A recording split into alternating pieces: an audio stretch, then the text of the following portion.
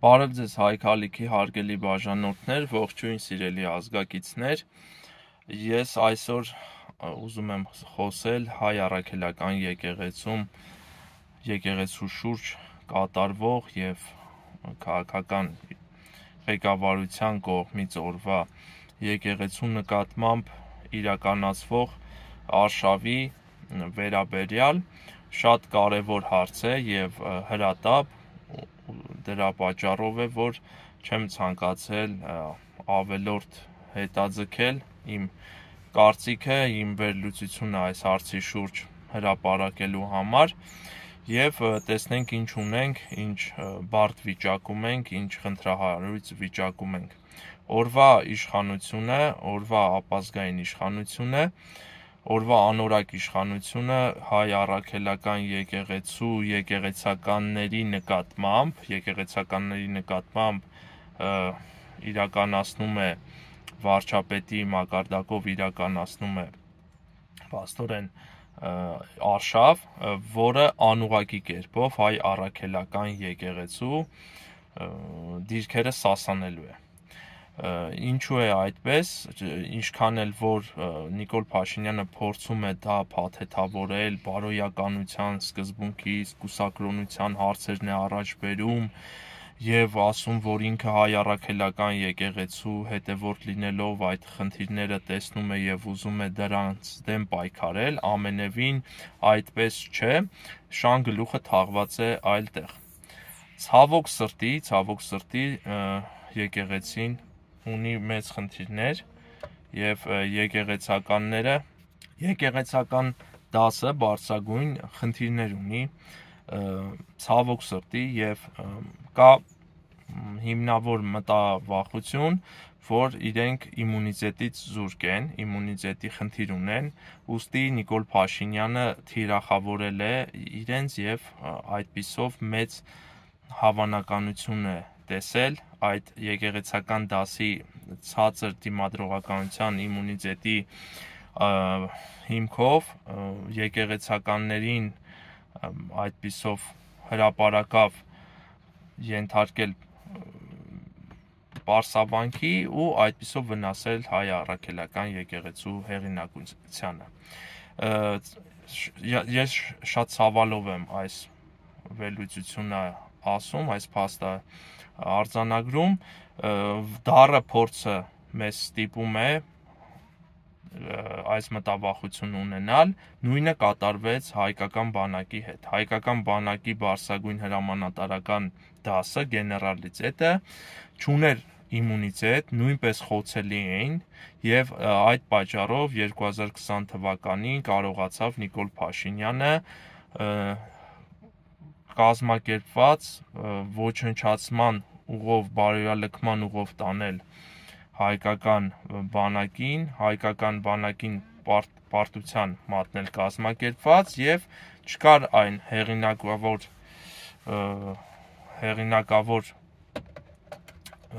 հրամանատարական դասը, որ կընդդիմանար Նիկոլ Փաշինյանի ու նրա տերերի այդ ապազգային կազմակերպված դավաճանական գործընթացին։ Այժմ նույնը կատարվելու է հայ առաքելական եկեղեցու նկատմամբ, բոլորիս նկատմամբ օգտագործելով եկեղեցական դասի իմունիտետ չունենալու հանգամանքը։ Սա արատավոր համակարգային խնդիր է, ռուսական գաղութարար ռեժիմը թե հայ առաքելական եկեղեցու բարձրագույն կազմում, թե հայկական բանակի բարձրագույն հրամանատարական կազմում հատուկ աճեցրել էր, դրել էր այնպիսի ընտրական բացասական ընտրասելեկցիա, որի միջոցով մարդիկ, ովքեր խոցելի կլինեին, ովքեր մեծ բարձր արժեհամակարգի կրողներ չէին լինի, նրանք կհայտնվեին փաստորեն աստիճանական համակարգով ավելի բարձր դիրքերում, թե եկեղեցում, թե բանակում, թե կառավարման համակարգում և ցանկացած պարագայում այդ փաստը կօգտագործվեր ու համակարգը կխժռեր իր զավակներին։ Այստեղ կարևոր մի փաստ վերլուծենք, եթե հայ ազգի համար նորմալ է, որ քաղաքական համակարգում, չնայած դա աննորմալ երևույթ է, բայց հայ ազգը այդպիսի պահանջներ քաղաքական ոչ հասունության պատճառով չի ունեցել երբեք, որ քաղաքական համակարգում պետք է արժանիների կառավարում ունենա եւ պահանջի այդպիսի պահանջներ ունենա, որ լինի արժանիների կառավարում, այդ նույն բանը անտանելի է լինելու եկեղեցական համակարգի պարագայում եւ եթե այն փաստորեն հարցերը, որը բարձրացնում է այսօրվա վարչապետի աթոռը զբաղեցնող անձը հրապարակայնացվի, եկեղեցական բարձրագույն դասը մեծ խնդիր է ունենալու իդեմս կաթողիկոսի եւ կաթողիկոսը նույն իր աթոռին կարճած մնալով, չընտրելով հիմա իրեն աթոռակից կաթողիկոս, նորմալ arczepiskopos ով չունենա խնդիր ընդունված կանոնների հետ եկեղեցական, կարող է փրկել դրությունը, բայց ցավոք սրտի մեծ մտավախություն կա եւ չկա համոզմունք, որ կաթողիկոսը կունենա նման կամք եւ կկարողանա փաստորեն այդպիսով փրկել հայ առաքելական եկեղեցու հերթական անպատվությունից ու կմնա կարճած իր աթոռից, այդպիսով թույլ կտա Նիկոլ Փաշինյանին օգտագործելով իր անձի խոցելիությունը մեծ հարված հասցնել հայ առաքելական եկեղեցուն ու հետո այդ կոմպրոմատների հիմքով կբերի իշխանության իր մարդուն, իր կաթողիկոսին։ Սա Նիկոլ Փաշինյանի կողմից իմ գնահատմամբ արվում է նրա համար, քանի որ Նիկոլ Փաշինյանին իշխանությանը եկեղեցու հեղինակությունը օգտագործելու միջոցով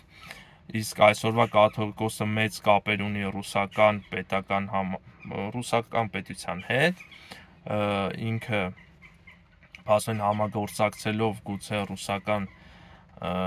պետության հետ փորձելու է Նիկոլ Փաշինյանի իշխանությունից զրկել ռուսների պահանջով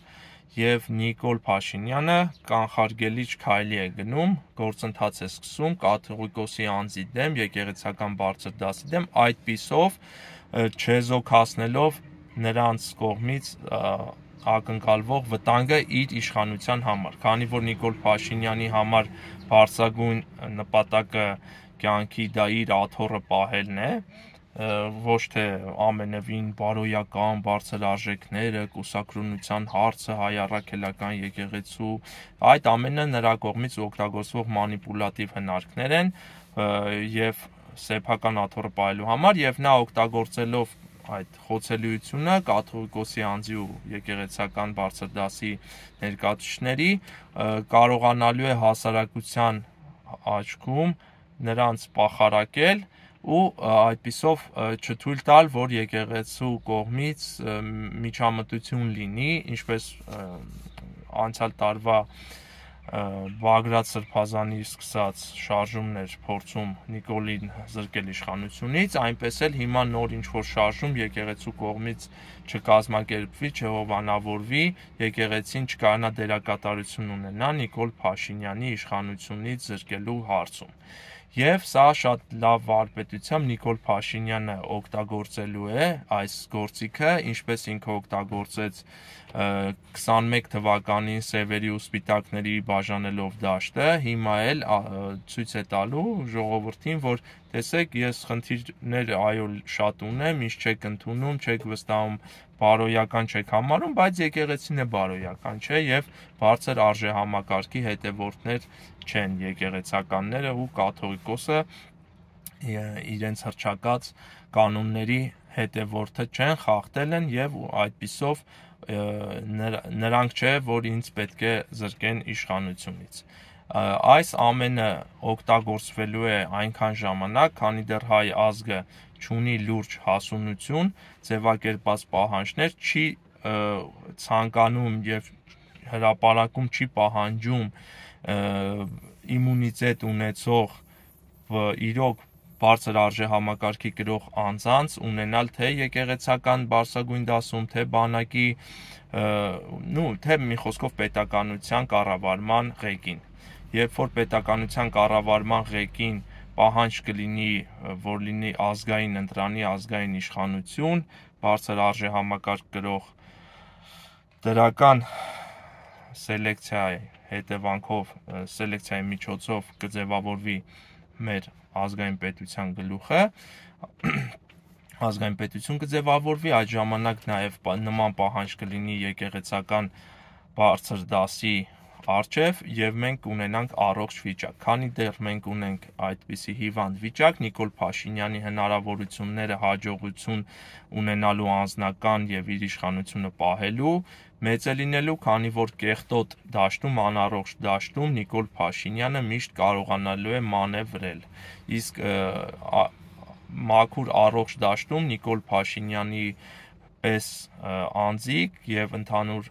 ընդհանրապես արատավոր համակարգի ներկայացուցիչ անձիկ իրենք զուրկ են հաջողություն ունենալուց այդ հնարավորությունից եւ այսօր կաթողիկոսը աթոռից կարճած մնալով ինքը մոտավորապես կկրկնի նույն սխալը, ինչը որ Սերժ Սարգսյանը 2018 թվականին կրկնեց, Կարեն Կարապետյանին չթողեց դառնալ վարչապետ, այլ ինքը նախագահից անցավ վարչապետի պաշտոնի, որպեսզի երկրի ղեկավարման ղեկը իր ձեռքում պահի եւ անձամբ այդ աթոռը զբաղեցնի ու այդ հանգամանքը լավ օգտագործվեց ժողովրդի ատելությունը առ Սերժ Սարգսյան, առ այդ համակարգ Նիկոլը օգտագործեց իրեն ժողովրդի աչքում այլընտրանք ներկայացնելու եւ ժողովրդին համոզելու, որ հենց ինքը դառնա վարչապետ։ Այլ կերպ, եթե Կարեն Կարապետյանը լիներ երկրի ղեկավար, Նիկոլը այդպիսի լավ շանս չէր ունենա Սերժից վերցնելու վարչապետի աթոռը, Կրեմլից ստանալու վարչապետի աթոռը։ Նույնը հիմա կարող է կրկնել այս սխալը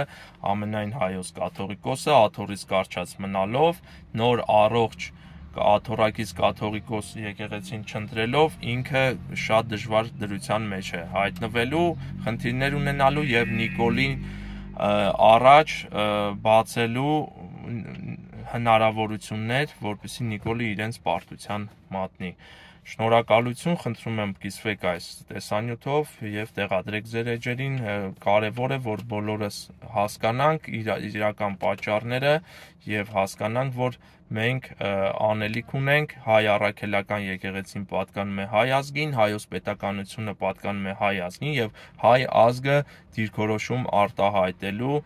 կեցվածք ունենալու պարտադիր անհրաժեշտություն ունի։